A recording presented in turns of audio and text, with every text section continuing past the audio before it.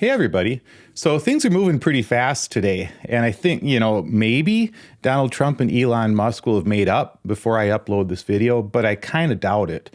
I think we're at the point where we can confidently say that in the end, the true Doge may have just been the friends that we made along the way. And I do want to also share this meme before I get on to more serious stuff. This alien versus predator, because I just thought that was pretty funny today. So I have so many things that I want to say about this fiasco between Donald Trump and Elon Musk, but I've only got time tonight really to make a couple of points. And if you don't know what I'm talking about, they've been going at it in the media, especially today. And Elon Musk even threw down the big bomb today, accusing Donald Trump of being in the Jeffrey Epstein files. And I do have a couple serious points I want to make about that, but I just have to admit that I'm generally a lot more immature than I might come across on here. And that means I've been enjoying the news today. And you can take that for what it's worth. You can make whatever judgments you want about my character, and I wouldn't blame you. I do have some serious points to make, but since this is my channel and I'm able to, I just want to enjoy the moment a little bit too, because we don't get a lot of days like this. So if you don't want to hear me gloat about these two guys just going at it with each other, you can fast forward ahead for a couple of minutes, because we do still have 3.5 years of rank stupidity ahead of us. And as long as these guys are in charge, or people like them, then we're going to have a lot of hard days to wade through. And I'm long past hoping that any truly good news is going to come out of the Trump administration. And when the dust clears, these guys are still going to be two of the most wealthy and powerful man-children in the history of the world. But nonetheless, it's sort of fun and sort of amazing to watch just how easily rattled they get, how fragile their egos are, how thin-skinned they are. And I think that they're each uniquely able to wound each other's egos because they each have something that the other person wants. Trump has power, but he doesn't have nearly the kind of wealth that he'd like to have. And I might be wrong about this next thing, but I do think also he knows that he's not very smart. And I say that because I've never met an actual smart person who has to tell you that they're smart. So I think Trump's ego is vulnerable to the insults of a guy like Elon Musk, because Musk has what Trump wants. Musk has wealth and he has intelligence, but what he wants is more power. So it has to bother him to have to pretend that Trump is smart when he hangs around him, and to give Trump money just so he can access Trump's power. So I think these guys can hurt each other's egos in ways that other people just can't. They've each got each other's emotional kryptonite.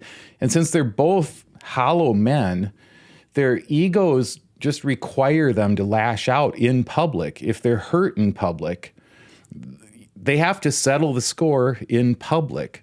So I'm guessing that we'll be talking about the fallout from all this for a few days, because they've both said quite a few things today that you just can't unsay very easily.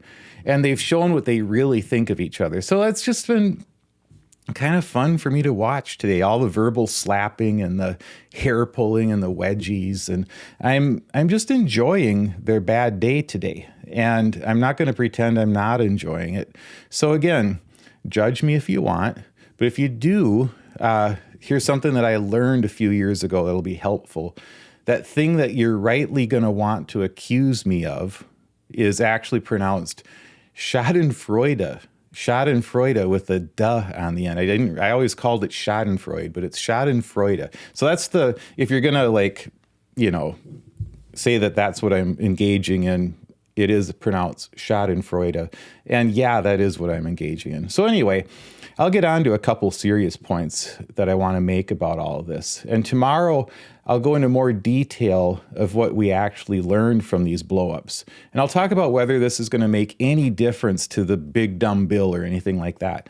We'll know more as the dust settles, and maybe they'll make up. I don't know if Elon has actually returned to the promise ring yet, but here's all I really want to say tonight, in all seriousness. I'm going to expand on these points tomorrow. Number one, again, this is the cost of electing characterless, empty-souled dolts to high office. The 300 million people in the United States of America should not be at the mercy of people like Donald Trump and Elon Musk. If you vote for clowns, you get a circus. And even though I'm kind of making fun of these guys, they are able to do a lot of damage. So let's remember this. Character matters in our leaders. And this is what it looks like when we hand the reins of power over to creeps. And then number two, I don't think the Jeffrey Epstein charge that Elon leveled against Trump is going to be particularly damaging to Trump in and of itself, but I'm not sure. One of the weird things about this whole Jeffrey Epstein thing is that it's always been Trump's MAGA base who's been pushing a conspiracy theory about his death. And I just never talk about that stuff because conspiracy theories, when you talk about them, tend to bring out an audience that I'm just not interested in attracting. But for me personally, it wouldn't make any difference in my assessment of Donald Trump if I knew that there was some new information about him in the Epstein files. I couldn't have a lower opinion of him than I do. He's already been found liable for sexual abuse by a jury of his peers. And he's been credibly accused of various sexual indiscretions by over 20 other women. And we already have a famous video of Trump dancing at a party with Jeffrey Epstein and ogling a room full of women who were dancing for their entertainment. And we have his own quote that he gave in 2001 to New York Magazine about Epstein when he said, "I've known Jeff for 15 years. Terrific guy. He's a lot of fun to be with. It's even said that he likes beautiful women as much as I do. And many of them are on the younger side. No doubt about it. Jeffrey enjoys his social life." So, I mean, we already knew this stuff. But there's one reason why it might be damaging to Trump, maybe, just maybe.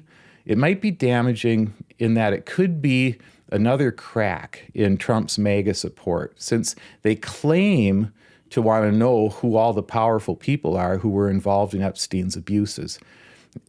I don't know if they'll still want to know if it turns out being Trump, if they'll care if it's Trump, but they claim to care about this.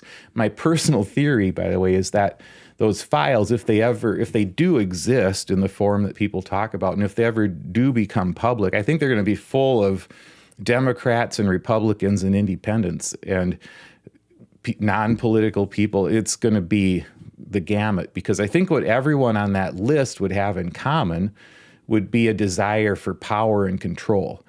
And I think those people, that type of person, climbs the ranks of any political institution that allows them to do so.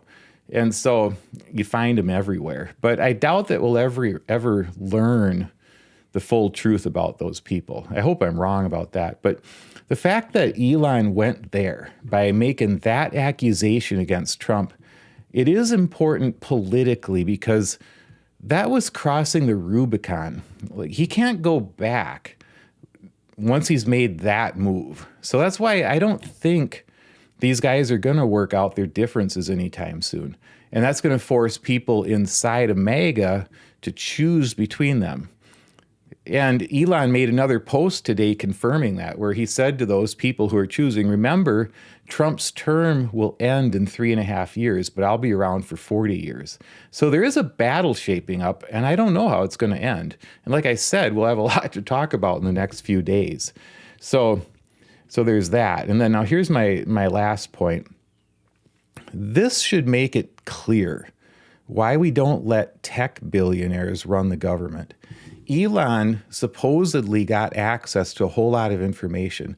And there are stories out lately about Peter Thiel and his Palantir company possibly getting contracts with the government to assemble deep information on the American people for possible surveillance purposes. So how could we possibly give that kind of power over to billionaires? I mean, Elon Musk, within a couple of days of leaving the White House, suggested he had secret information against the President of the United States, against the President of the United States. So, do we really think that any of these guys would give a second thought to weaponizing any information that they have against normal citizens if they're not afraid of doing that to the President of the United States? And also, Elon is threatening today to decommission, for example, the rockets that we're using to bring supplies and people to and from the International Space Station. He's doing that because Trump is threatening to cut the contracts the U.S. has with Elon's company.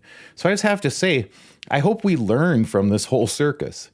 At the very first challenge that Trump gave to Elon, Elon used private information against Trump. And he threatened to pull the plug on essential services that he controls, services that the United States needs. And I just got to say, no one person can be allowed to hold that much power in this country. Donald Trump made a very foolish bargain when he allowed Musk to buy the presidency for Trump in exchange for power. And now as we're watching it all unravel in the coming weeks, it can be kind of funny because they're such nincompoops, but I hope we learn some deeper lessons from all of it. Don't elect people like Donald Trump. Don't give billionaires the power to extort the nation if we don't do what they want us to do. There's so many parts to this story. And so we'll be talking about it for a while. And so those are just a few points I wanted to make tonight. So thanks for listening.